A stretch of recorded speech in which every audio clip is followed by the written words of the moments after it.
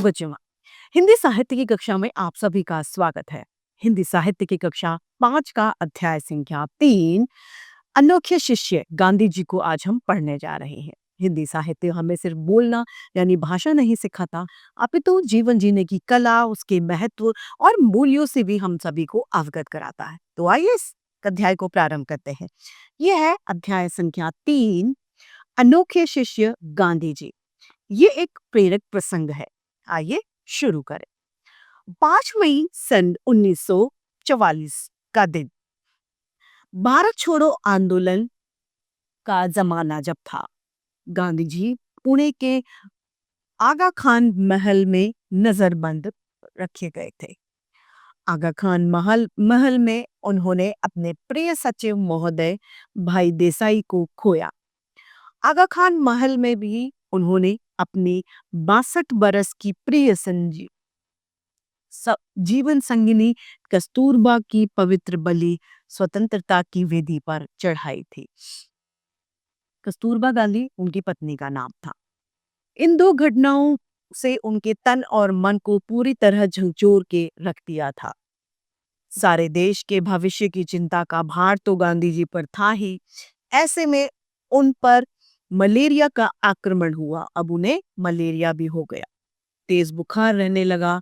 गांधी जी बहुत कमजोर हो गए। गांधी जी की बीमारी और कमजोरी से अंग्रेज सरकार घबरा गई। कहीं गांधी जी जेल में न मर में ही न चल बसे। अगर ऐसा हुआ तो देश में विद्रोह की आग फिर से भड़केगी और उसे बुझाना असंभव होगा। यानी अंग्रेज सरकार अब डर गई थी। सरकार ने गांधी जी को मुक्त यानी आजाद करने का फैसला कर दिया। 5 मई सन 1944 को शाम को एकाएक यानी एकदम से जेल निरीक्षक कर्नल भंडारी ने उनके कमरे में प्रवेश किया। यानी वो उनके कमरे में गए। गांधी जी को उन्होंने नमस्ते किया यानी प्रणाम बोला और बोले कि गांधी जी कल सुबह 8 बजे आपको आपको साथियों के साथ बिना किसी शर्त के रिहा कर दिया जाएगा। यानी आपको छोड़ दिया जाएगा।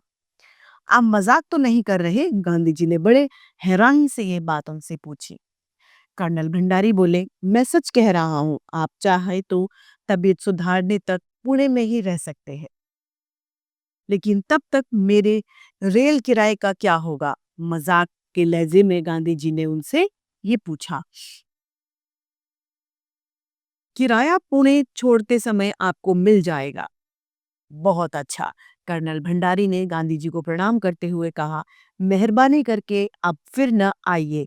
देखिए, न चिंता से मेरे बाल सफेद पड़ गए हैं। वो क्या कहता है? देखिए, चिंता की वजह से मेरे बाल सफेद हो गए। गांधी जी खिलखिलाकर हंस पड़े। कर्नल भंडारी के जाने के बाद उन्होंने अपनी पोती मनु गांधी को बुलाया और कहा, मुन्नड़े सामान बांधना शुरू कर दें। कल सुबह 8 बजे हम सब मुक्त हो जाएंगे यानी हम आजाद हो जाएंगे। मनु गांधी एक एक चीज समेटने लगी। उनकी नजर एक कोने में रखे दादा की चप्पलों पर पड़े। अरे, चप्पल तो बापू को के टूटे हुए हैं। कैसे हैं? टूटे हुए चप्पल हैं। कल वे पहनेंगे क्या? लेकिन रात में क्या हो? सुबह दादा से पूछे बिना ही वे बाहर जाकर चप्पल मरम्मत यानी चप्पल ठीक कराने के लिए मोची को दे आई। मजूरी 8 आने तय की। लौटी तो देखा कि बापू चप्पल ढूंढ रहे हैं यानी खोज रहे हैं। मनु को देखते ही पूछा, मेरा चप्पल कहाँ है मनु? मरम्मत के लिए मोची को दे आई हूँ बापू। मजूरी कुछ तय की या महात्मा गांधी की जय? नहीं बापू, 8 आने मजूरी भी मैंने तय की है। गांधी जी गंभीर हो गए। लेकिन ये 8 आने कौन देगा? न मेरे पास एक कौड़ी है और न ही तेरे पास। तब क्या इस बुढ़ापे में जेल अधीक्षक से भीख मांगू मैं? मनु के चेहरे पर चिंता की रेखाएं घिर आई। पैसा कहाँ से दूंगी, इसका तो विचार ही उसने नहीं किया। तब क्या चप्पल वापस ले आऊं? लेकिन मुची क्या सोचेगा? इतने में दादा बोल उठे, चप्पल तो वापस ले आ मनु। मैं टूटे चप्पल से काम चला लूंगा, लेकिन मैं किसी से भीख नहीं मांगूंगा।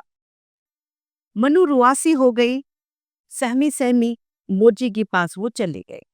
चप्पल अभी नहीं बने हैं बहन। वो क्या बोला, चप्पल अभी ठीक नहीं हुए हैं, मोची बोला।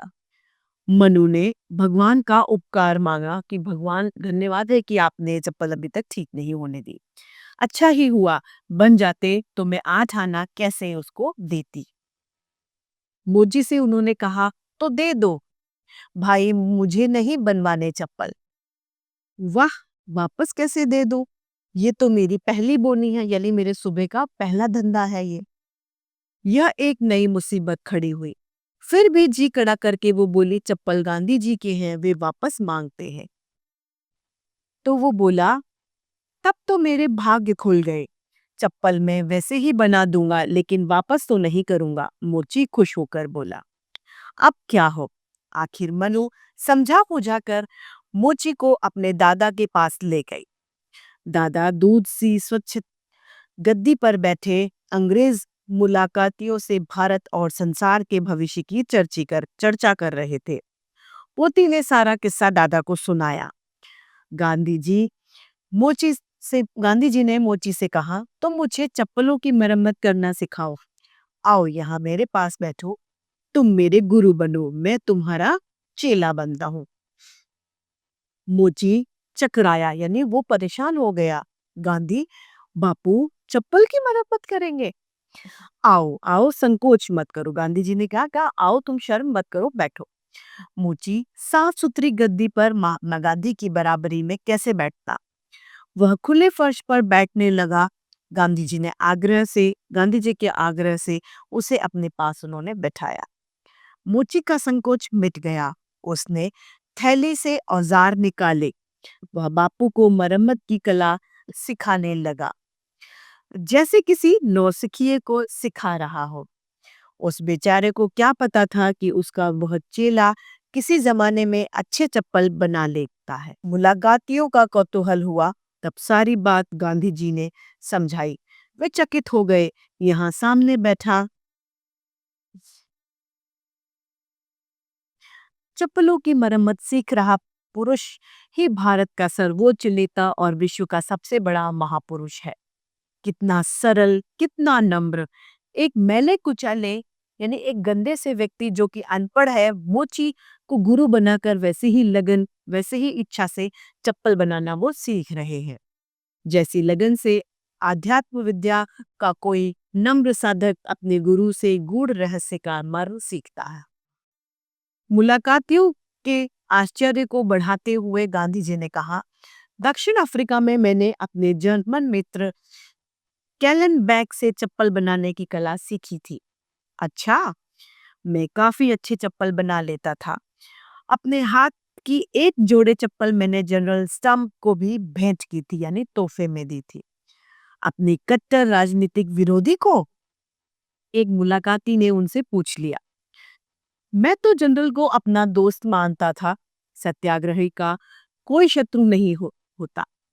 हाँ, जनरल जरूर मुझे अपना कट्टर दुश्मन मानते थे।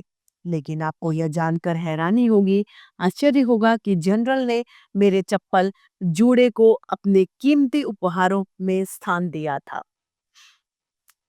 यह तो आपकी अहिंसा की जीत कही जाएगी।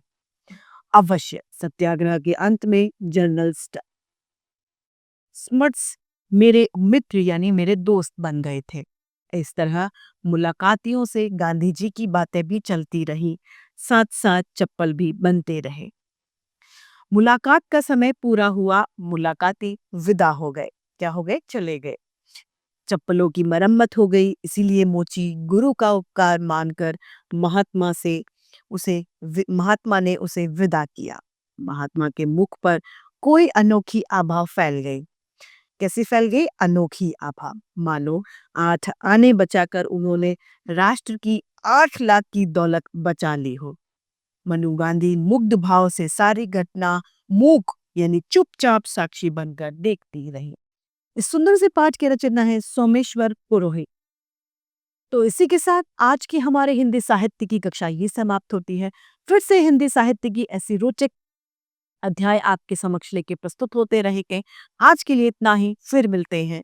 धन्यवाद।